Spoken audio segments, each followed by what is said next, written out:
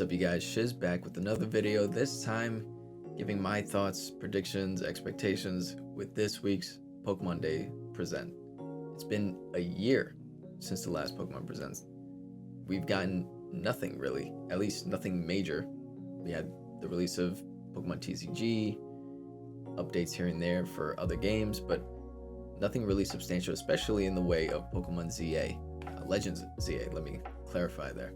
So with that long drought of, no information, I think expectations are high for this present in particular.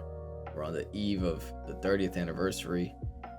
So we've got, I wouldn't say unrealistic predictions going all over the place. You never know, right? At the end of the day, Pokemon Company can decide, we're releasing Gen 10 this year instead, but obviously everyone's anticipating next year, the 30th, so I'll divulge a lot of my thoughts and opinions.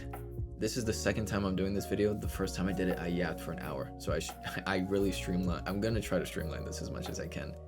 I was hoping to get Jan's predictions on this as well. Obviously timing didn't work out, but hopefully we will be streaming Thursday morning together, 9 a.m. Eastern time. We'll likely be live before that, hopefully like 8:45 the latest, to react to the present itself, where Jan will probably give his predictions just before the finish line.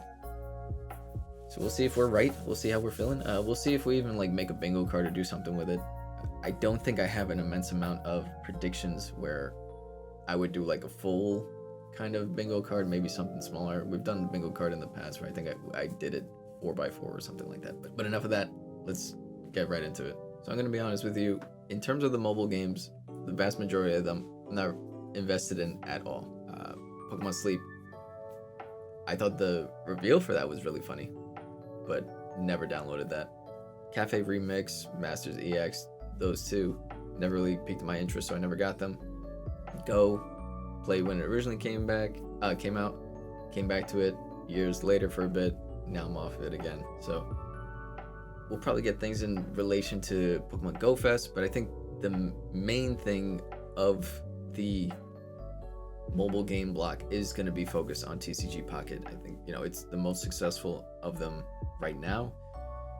I think a lot of these other mobile games have kind of talked about the things that they're going to release in celebration for Pokemon Day, so I think that's kind of a way to trim down their runtime in this presentation, so that we can kind of focus on other things. So unless they're gonna do surprise big deal things, but to me, I wouldn't know. So I'm not gonna sit here and make a prediction and say like, oh, Masters EX is gonna release the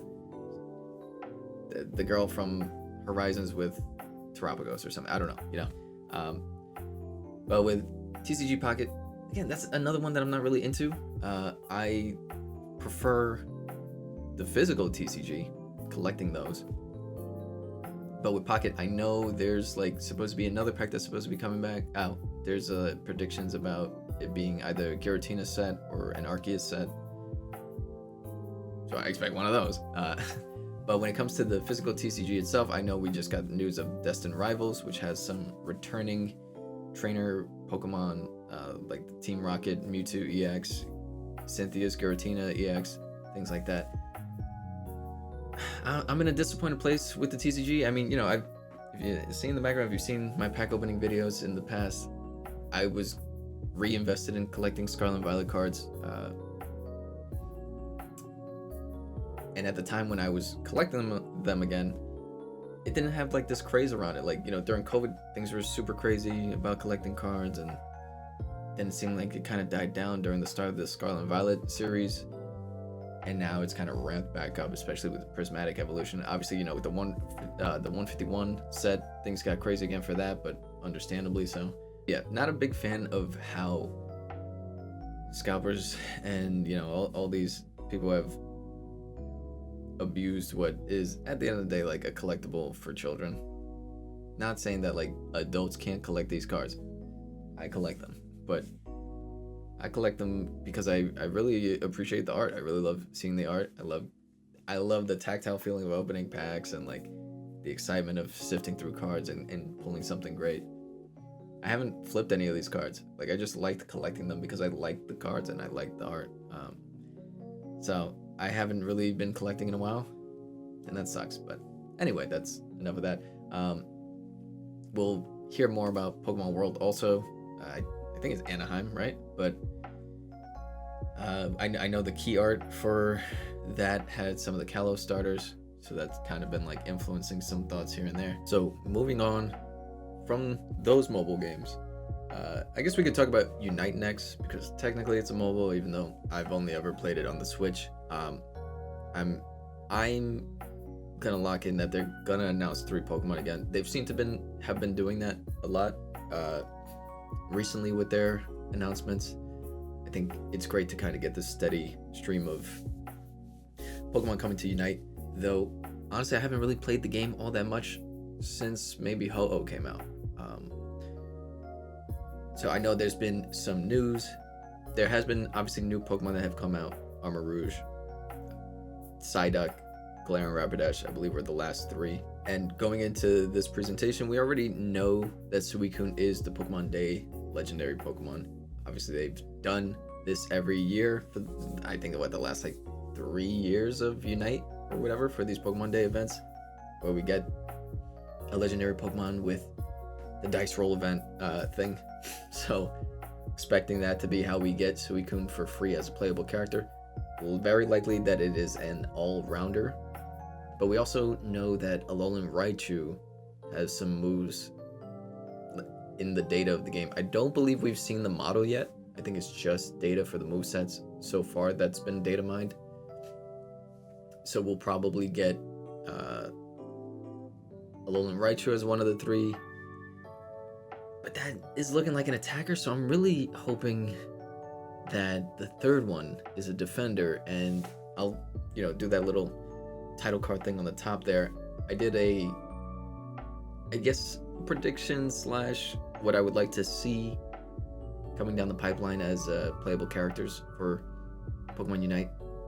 A defender that I would love to see is Aggron. I really convinced myself of that moveset now, so I would love to see that. I think Ho-Oh was the last defender we got, and then in terms of supporter, Psyduck was the last one. I forget if somebody's a speedster. If we haven't gotten a speedster, maybe that's what we would get, but I really love playing as defenders, so would love to see a 3rd Pokemon being a defender. But definitely my lock-in for as a prediction is that we're going to get 3 Pokemon announced for Unite. We already know a lot of other information. Like, we know that they're starting to integrate a lot of the Chinese version into the global release, which is great, because there was this sense of like, well, damn, like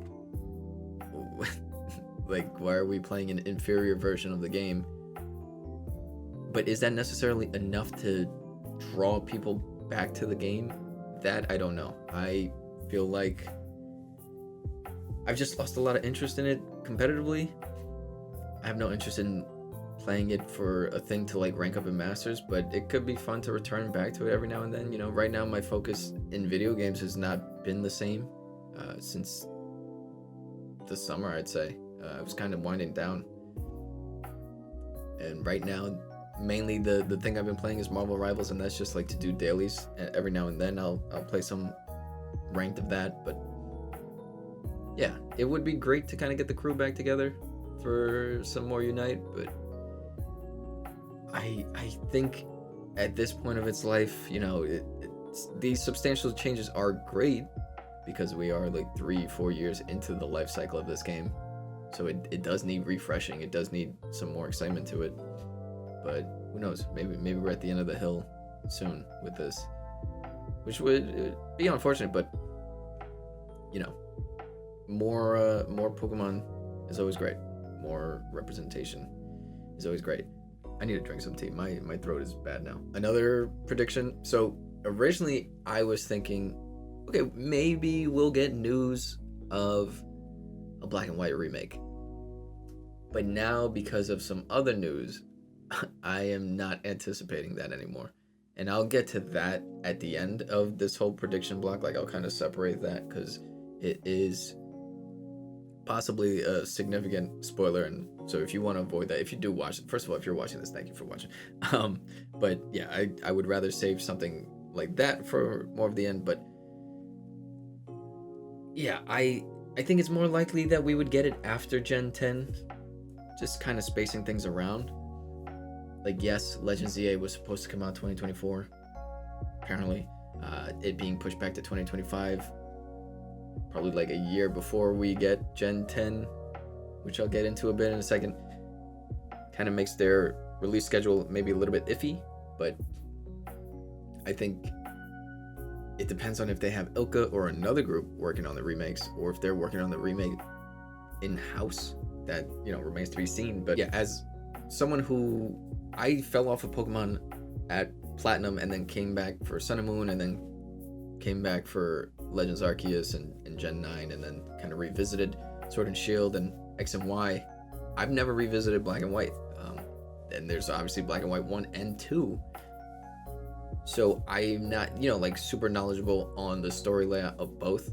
I know 2 takes place later, or earlier. Like there's a whole thing with the past, like a past city, the forest. Anyway, but like, yeah, you know, the events happen later. So then how do you make the remake? Do you make it 2 separate games? Do you combine both stories? Do you do a thing where you're mostly following 1 and then just add some stuff from 2 into it? Because from my understanding, for 2, they add stuff from 1 in the post game or something like that. Maybe I'm wrong. If I'm wrong, I'm sorry. But yeah, how do you do that? How do you go about doing the remakes for Black and White without having both? So I think they'll probably take some more time with it, and that's why I think it would be a Gen 10 thing. But if they were to announce it, I'm gonna say maybe I'm gonna be boring and say like the names are like Stark White and Pitch Black. I'm just gonna be boring and say that. I know some people have said like Truth and Ideal because that's what the teams are in the games, and that's kind of the whole concept of Reshiram and Zekrom. But I think that would be a weird name. Originally was thinking maybe we'll get like a little bit of tease for a remake, but right now I'm thinking no. Right now we're not gonna hear about that yet. Also, now going into talking about Gen 10, is some expectation from people that Gen 10 is what we would be seeing as well, like a little teaser at the end. I am feeling pretty strongly that we're not going to see that. You know, it being the 30th anniversary next year, the assumption in everyone's mind is that Gen 10 is coming out next year. I don't think they want to follow the mistake of, you know, announcing ZA a year early and then not talking about anything related to it, and then, you know, releasing a year and a half later. I think they'll probably be like, hey, at best, maybe we would get a title, but I don't think we do that because it might pull away some of the focus from ZA. And I'll get into my thoughts on ZA in a moment, but I think you just say we're holding off on Gen 10. We don't need a teaser. I'm sure there's other things that they would want to talk about before we get to even talking about or thinking about Gen 10. So now, before we're talking about ZA, I think, you know, they'll probably take some time to talk about some Pokemon shows or movies potentially. I forget which one it was. Maybe the 2022-2023 present where they talked about Concierge. I'm really hoping we get a Shadow Drop announcement for season 2. Maybe it comes out this Friday. I thought Concierge was great. It, you know, love the art style, love the stop motion claymation aspect of it. Looks beautiful. It was a fun, wholesome show. Very short. Would love to see more of it. So if they have other shows I'm not fully aware of, obviously they have, you know, Horizon. I don't know if they're doing anything else beyond that. Obviously they're going to keep Horizon going, but I don't think they would talk about Horizon. I know there's the whole thing with the calendar. Though, again, kind of mentioning movie, it has been a while. I think, 2021 since we've had a Pokemon movie? It's a very long drought for a Pokemon movie. So potentially what we see is the announcement of a movie related to the Pokemon Horizon crew. And hopefully, if that is the case, a new mythical Pokemon. The long theorized Kintaro Golden Boy Pokemon. If you're not familiar with Tyranitar, he's got a video breakdown kind of like focusing on the 3 Taros and how that relates to Terapagos and Ogerpon, and then you also have obviously the 4 golden stars of Area Zero. The 4 stars of Area Zero, one of them being yellow gold. The other 3 colors are already taken over by Terapagos, Ogerpon, and Pichuran. So obviously there's a lot of thought amongst people that that's where it would go, but this is like theories that we were talking about like a year ago. So is it too late for that? Well, I don't think it's ever too late, but I don't know why I did that. I don't think it's too late, but it would be enough to kind of spark some interest again in Scarlet and Violet. I don't think they would do an event thing where it's like the Pichuran thing in the DLC. It'll probably just be like a distribution thing, which is fine. Though Scarlet and Violet does have a lot of legendaries, a lot. But speaking of Scarlet and Violet, Tera raids, again, getting some announcements. It's strange that we had like that big to do about the Mewtwo Strikes Back 7-star raid, and then kind of did like nothing after that with any legendaries. I would love the announcement of a shiny Koraidon Tera raid, whether it's 5-star, 7-star, whatever.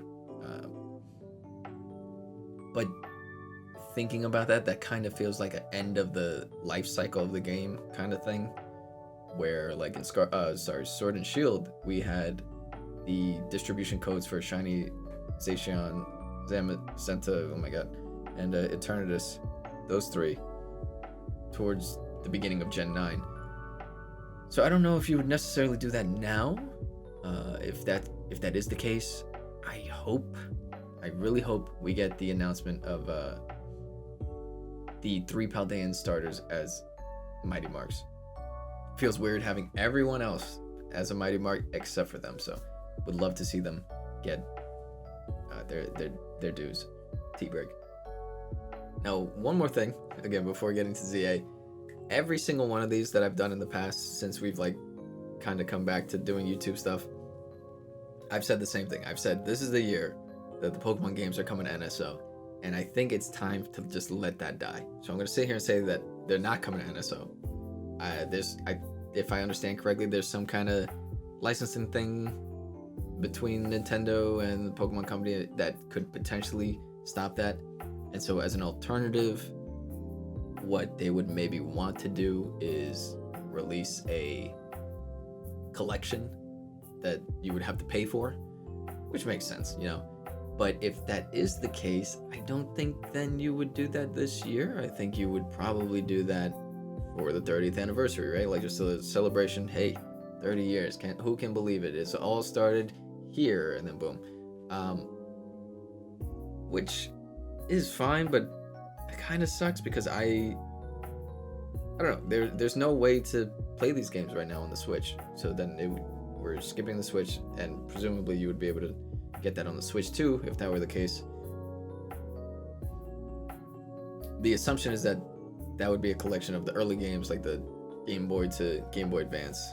But I do hope there's a future where we do get to see these DS games together as well. I don't think you have to change too much. Like looking at something like what Capcom did with the Mega Man Zero and ZX collection. Obviously Zero was on Advance, and then the ZX was on the DS with, you know, if specifically ZX Advent was definitely on the DS, if I'm wrong about ZX itself. You don't necessarily need the dual screen thing to make a Pokemon game work that was on the DS. You just change the bottom menuing to a menu screen. So maybe you lose out on specific features that utilize the touchscreen. I don't think there's anything major, obviously, that would have affected that, which is fine. I think the main draw, obviously, for a lot of people, especially people that are invested in Pokemon, is that connectivity to Pokemon Home.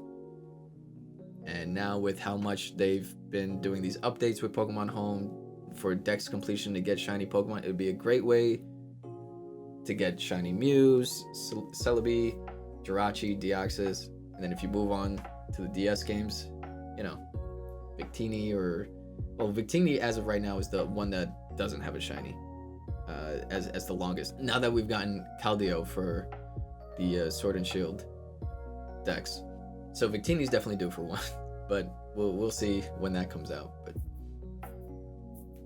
that means all those Gen 9 Pokemon, all those legendaries that don't have a shiny right now, do we have to wait 10 years for those? Oh my god, I'll be dead by then. Jesus. Knocking on wood. Don't say that. So yeah, I will lock that in as another prediction. I'm finally saying it. They're not going to do an NSO announcement. Watch, this is going to be the year. Now that I said that, and for once, now it's going to be on there. And I'm going to say that if there is a collection thing that they decide to do instead, we won't see that this year. We'll see that next year. So now, for my thoughts with ZA. I'll try to streamline this, keep it brief. But with ZA, I think there's obviously a lot of expectations. People really love Legends Arceus. I am one of those people. It brought the excitement back of Pokemon into my life. You know, up until that point, I never actually collected them all. I never caught them all. I was just like, I caught most of them and that's good enough for me. But with Arceus making it so important that you had to catch them all to the story, it then set me on this whole thing of, well, you know what? I'm going to catch everyone in Scarlet and Violet. I'm going to catch everyone in Sword and Shield, and I'm going to do a Living Dex. And then that moved on to me doing a shiny completion. I like not a Living Dex, but I have the data for all the shinies except for 2 of them that are legal. I don't have any of the, legendaries that don't have shiny. But I think going into us finally getting information for Legends ZA, the thing that we have to remember is that we don't necessarily know what it means for a Pokemon Legends game to be a Pokemon Legends game. A lot of people are using just everything we know about Arceus and kind of applying that to ZA, and I don't think that's the case. As Pokemon fans tend to do a lot, and I'm guilty of this as well, probably, like, even if things that I've said throughout this video, we get stuck in trends, right? We say, well, this has to come out this year because of this on the timeline. They did this every 3 years. They're going to do it again every 3 years. But things can obviously change, right? And so I think the best way to look at the Legend series, and I'm not saying that I'm right, I'm just saying this is how I'm going to be going into Thursday, and that's going to level my expectation. I think this is a chance for them to look at these older generations and see, what did we not do enough of? What can we expound on more in a way that we can't necessarily do in a traditional remake, right? So you can't do the Arceus story with Brilliant Diamond, Shining Pearl, but then they release Brilliant Diamond, Shining Pearl to be like, well, here's a classic remake of Gen 4. Obviously people hated it. Why didn't it follow Platinum? I get you. But I think the most egregious thing with Gen 6 is that we never really completed Gen 6. Obviously, things were meant for a Z game. That never happened. I think it's crazy that we introduced one of the most successful mechanics in the game being Mega Evolution, the most interesting thing to revitalize the series, and not a single Gen 6 Pokemon other than Diancie gets to utilize Mega Evolution. And she can't even utilize it in X and Y. She can only utilize it in Omega Ruby, Alpha Sapphire. So I think we should kind of just look at this as, how can they expound on X and Y and what was missing from X and Y? Also, we're also missing like the truth or more about what was going on with Zygarde, instead of just throwing that into Sun and Moon. There's obviously a lot of stuff going on still with AZ and the war and the Eternal Floette. So do I think this is necessarily a game that takes place in the past? No. I think this is going to take place after the events of X and Y. Maybe it is a revitalization of the city. It is always possible though that, everyone else is right, that it's about the redevelopment of Paris in like the 1800s or something. I'm sorry if I'm wrong on the date. I'm not good on years with history, but maybe it is specifically like that, and maybe that can help us get a glimpse of what's going on, and all the things that we missed out on in X and Y. But I think if you make it later, it doesn't necessarily have to be that far in the future. It could just be later. It could be 10 years later. It could be current compared to the time that X and Y first came out. You can kind of evolve things. Things are going to change in cities all the time. Skyscrapers get added all the time and things like that. You can introduce Pokemon from other regions. You can introduce new forms, new Furfro hairstyles. You can introduce new Megas because maybe we're finding more stones. I think we need at least 10 new Megas, and they are all from Gen 6. I'm not saying only, but bare minimum Gen 6 at least deserves 10 new Megas. And I don't think we're going to see different starters. I think we'll see the Kalos starters. And I'm fine with that. I think the reason, because again, nowhere does it explicitly say that a Legends game needs to have 3 different starters for that generation. It makes sense for the story of Arceus that we have 3 Pokemon that don't belong to that region, because it's about exploration. It's about, it's about coming to this region, and then before it becomes what we know it as the Sinnoh region with its established starters. So you're bringing things over from different places. So story-wise, it makes sense not to do that. Now, if this is a game about, somehow about establishing a city through exploration and all this stuff, then yeah, you can pull from different locations. But I think if you're just continuing a story, then you don't need different starters. You also have to deal with the fact that you have the 3 Kanto starters already with Megas in the game. I'm assuming they're in ZA, because I don't think they would remove Pokemon from the X and Y Pokédex. I think we'll see every single Pokemon that was in X and Y with additional Pokemon, new forms, new Pokemon, and maybe a new legendary. So all that to say, I think what makes a Legend game is that it's open world, and hopefully, the whole ball catching mechanic thing. There's obviously going to be more of a focus on trainer battles than there was in Arceus. But I think what we're going to just have to expect is that the story dictates what the Legends game is for each of these entries. I don't think we can just look at it and say well, this is it, So maybe there'll be more of a sense of exploration within a city, and we'll probably miss out on a lot of the ways that we would catch wild Pokemon and things like that from Arceus. It would be cool to branch out, but obviously from what we know so far, and it's the very little, is that it takes place in Lumiose City. So how do you make that diverse? How do you make it accessible, to catch Pokemon? Well, who knows? We'll see. Story-wise, obviously there's going to be a focus on Zygarde, but I'm guessing there'll be another legendary, the A, whatever the A may be. I don't think it's Arceus like some people have said. If I am correct, if I remember correctly, there was things about the development of X and Y where an A Pokemon was mentioned, and I know that's a lot of yapping, but I do think that's a more interesting way to look at the Legends games. I think we look at it as, okay, they don't have to necessarily represent each other. They have to represent the generation that they're trying to either fix or expand. And it doesn't always have to be a pass. For all we know, the person that's looking at the book at the beginning of the Legends trailer, right, with the 3 books, that person's not in the present. For all we know, that person could be from a future that we're not in yet. So to them, any of this is a legend.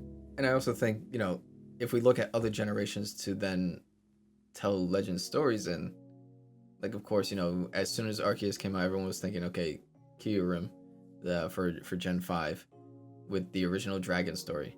Let's do that, right? Let's find out that. But another generation to expand on is Gen 7 and the Ultra Wormholes and Ultra Beasts. How interesting would that be to tell a story from that perspective of being one of the, I forget their name, the Ultra Space people. There's so much potential with the idea of what Legends can be, beyond just telling stories from the past. If we are telling stories from the past, cool, that's fine, because then, we can give more backstory to things. But I think this will be the game that kind of shows like, hey, this is what it means to be a Legends game, and it's specifically just like the most simple explanation of the gameplay mechanics, and that's it. So that was my spiel on ZA.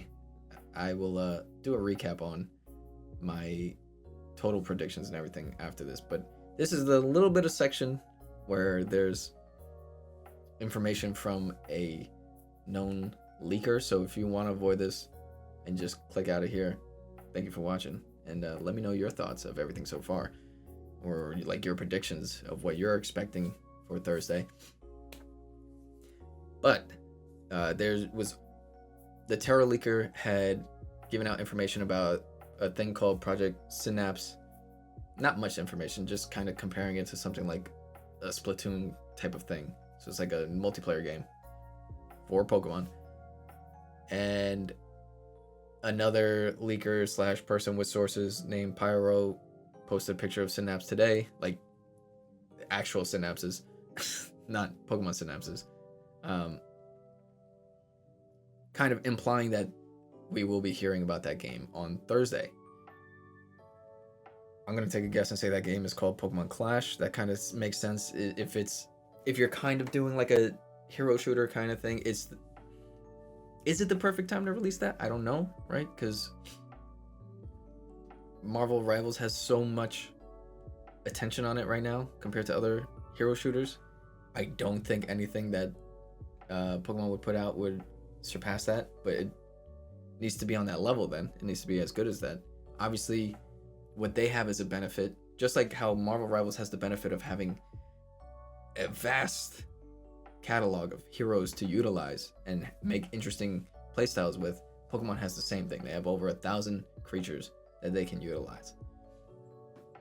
But then they also have the interesting aspect of how would evolution work in this, right? Or is it just going to be one standard Pokemon? Like, did we just play a Squirtle and that's it, right? So